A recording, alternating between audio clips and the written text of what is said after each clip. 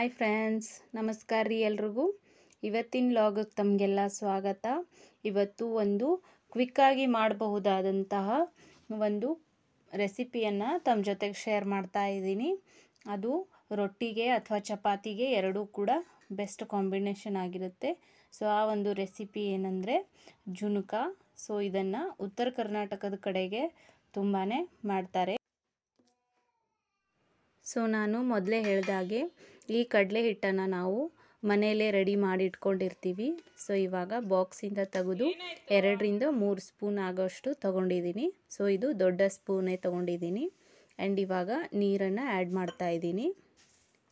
So ಇಲ್ಲಿ ಮೊದಲೇ batter ಮಾಡಿ ಇಟ್ಕೊಂಡ್ಬಿಟ್ರೆ ಒಗ್ಗರಣೆಯಲ್ಲಿ ಇದನ್ನು ಹಾಕೋವಾಗ ಗಂಟುಗಳಾಗಲ್ಲ. ಸೊ ಹಾಗಾಗಿ ಮೊದಲೇ ನೀರು ಹಾಕಿಬಿಟ್ಟು ಚೆನ್ನಾಗಿ ಈ ಥರ ಮಿಕ್ಸ್ ಮಾಡ್ಕೊಂಡ್ಬಿಡ್ತೀನಿ.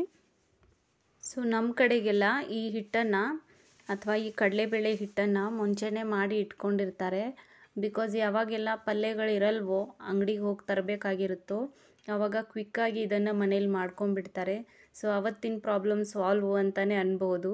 ಸೊ ಹಾಗಾಗಿ ಇದನ್ನು ರೆಡಿ ಮಿಕ್ಸ್ ಆಗಿ ಇಟ್ಕೊಂಡೇ ಇರ್ತಾರೆ. ಸೊ ಇವಾಗ ಇದು ರೆಡಿ ಆಯಿತು. ಇನ್ನು ಒಗ್ಗರಣೆಗೆ ರೆಡಿ ಮಾಡ್ಕೊಳ್ಳೋಣ. ಸೊ ಮೊದಲೊಂದು ಪಾತ್ರೆ ಇಟ್ಕೊಂಡೆ, ಬಟ್ ಅದು ಬೇಡ ಅನಿಸಿ ಮತ್ತೊಂದನ್ನು ಇವಾಗ ಇಡ್ತಾ ಇದ್ದೀನಿ.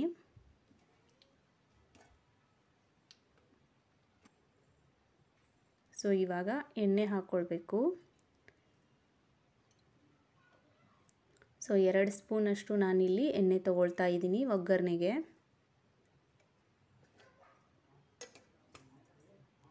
ಎಣ್ಣೆ ಕಾದ ನಂತರ ಇದರಲ್ಲಿ ಸಾಸಿವೆ ಹಾಕ್ಕೊಳ್ತಾ ಇದ್ದೀನಿ.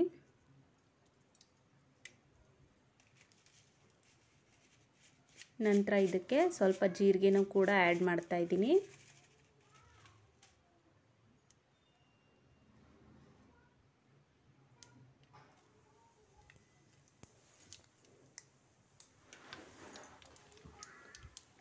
ಸೊ ಯಾರೆಲ್ಲ ಉತ್ತರ ಕರ್ನಾಟಕದವರು ಈ ವಿಡಿಯೋನ ನೋಡ್ತಾ ಇದ್ದೀರೋ, ಸೊ ನೀವು ಕೂಡ ಮನೆಯಲ್ಲಿ ಇದೇ ಥರ ಮಾಡ್ತೀರಾ ಅನ್ನೋದನ್ನು ಕಮೆಂಟ್ ಮಾಡಿ ತಿಳಿಸಿ.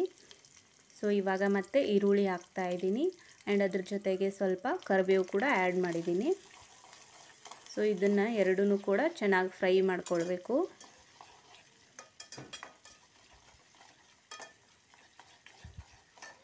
ಸೊ ನಮ್ಮ ಕಡೆಗೆಲ್ಲ ಈ ಕಡಲೆ ಹಿಟ್ಟಿಂದ ತುಂಬಾ ರೆಸಿಪಿಗಳನ್ನು ಮಾಡ್ತಾರೆ. ಜುಣ್ಕದ ವಡೆ ಮಾಡ್ತಾರೆ, ಆ್ಯಂಡ್ ಅದೇ ರೀತಿ ಈ ಥರ ಜುಣ್ಕ ಮಾಡ್ತಾರೆ, ಮತ್ತು ಇನ್ನೂ ಹಲವಾರು ಐಟಮ್ಸನ್ನು ಮಾಡ್ತಾರೆ. ಸೊ ಇವಾಗ ಟೊಮೆಟೊ ಕೂಡ ಆ್ಯಡ್ ಮಾಡ್ಕೊಂಡಿದ್ದೀನಿ.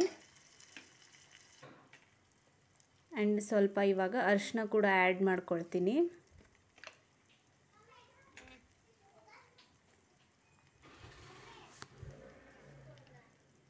ಸೊ ನಂತರ ಈಗ ಇದಕ್ಕೆ ಖಾರವನ್ನು ಹಾಕ್ತಾ ಇದ್ದೀನಿ. ಸೊ ಇದು ಮನೆಯಲ್ಲೇ ಮಾಡಿರುವಂಥ ಖಾರ. ಆ್ಯಂಡ್ ನಂತರ ಈಗ ಉಪ್ಪನ್ನು ಕೂಡ ಆ್ಯಡ್ ಮಾಡ್ಕೊಂಡಿದ್ದೀನಿ.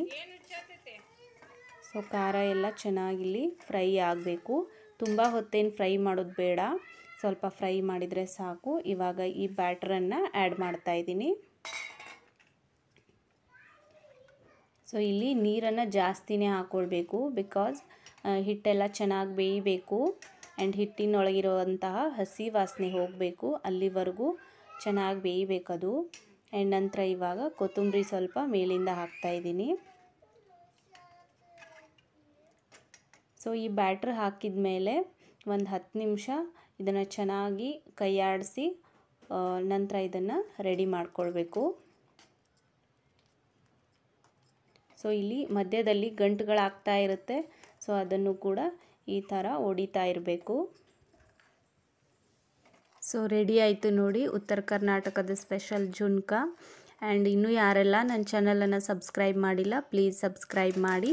ಇವತ್ತಿನ ವಿಡಿಯೋ ಕೊನೆವರೆಗೂ ನೋಡಿದ್ದಕ್ಕಾಗಿ ತಮಗೆಲ್ಲ ಧನ್ಯವಾದಗಳು. ಬಾಯ್ ಬಾಯ್.